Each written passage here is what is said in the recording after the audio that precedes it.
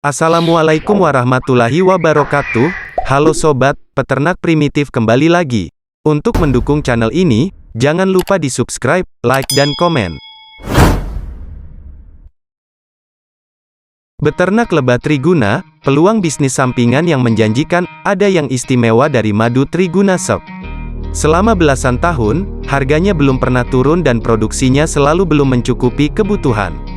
Hal ini menjadikan Lanceng, nama Jawa dari lebah triguna sep ini layak untuk dilirik sebagai lahan bisnis sampingan yang menjanjikan. Mengapa sampingan? Karena beternak lebah triguna tidak mengganggu aktivitas seseorang dalam menekuni pekerjaan utamanya.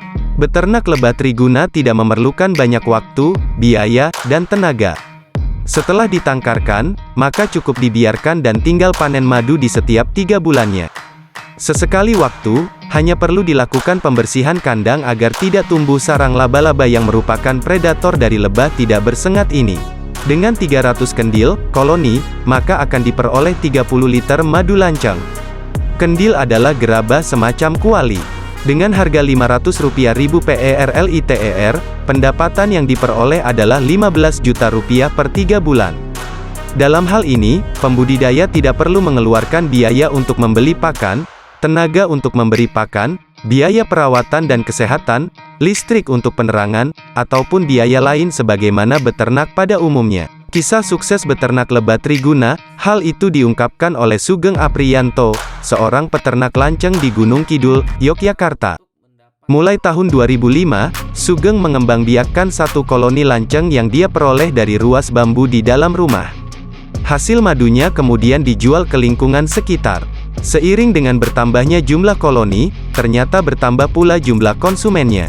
Sampai jumlah koloninya mencapai 2.500 gerombol seperti pada saat ini pun, ternyata permintaan madu tetap belum dapat tercukupi. Permintaan per bulan 400-500 liter sedangkan produksi maksimal kita 160 liter.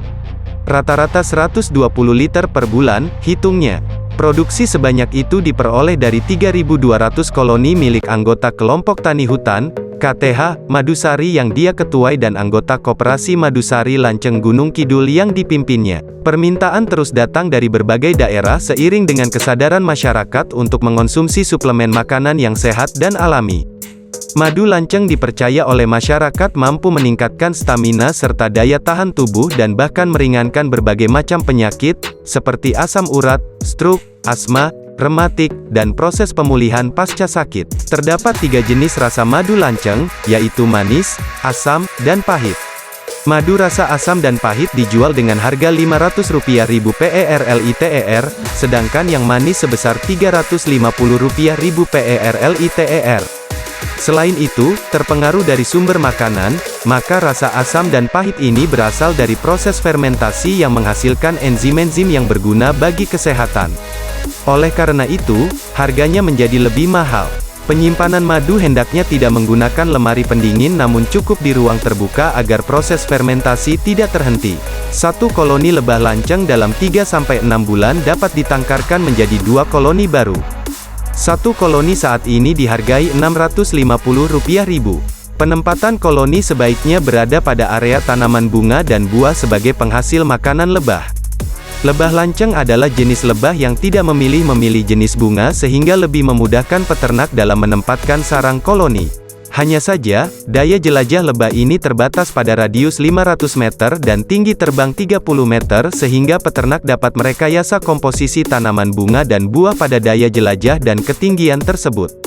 Lebah ini akan melahap berbagai bunga seperti jambu air, kelengkeng, jeruk, kelapa, belimbing, kaliandra, mahoni, aren, pepaya, dan sebagainya. Agar ketersediaan pangan melimpah, maka tanaman-tanaman bunga dan buah di sekitar kandang koloni perlu dipupuk. Sarang kendil, mulai tahun 2010, Sugeng mengganti sarang koloni dari tabung bambu menjadi kendil.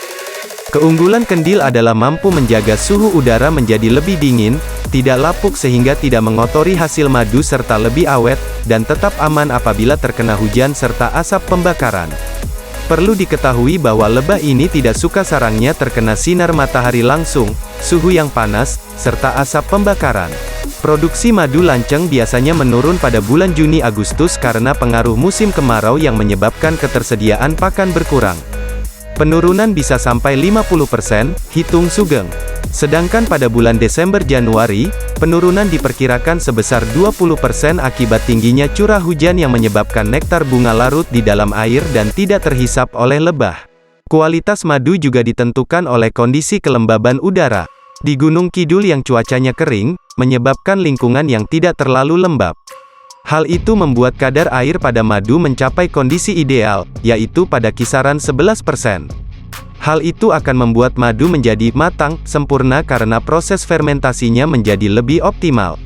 Dengan demikian kualitas madu pada daerah yang berbeda bisa berbeda pula, jelasnya.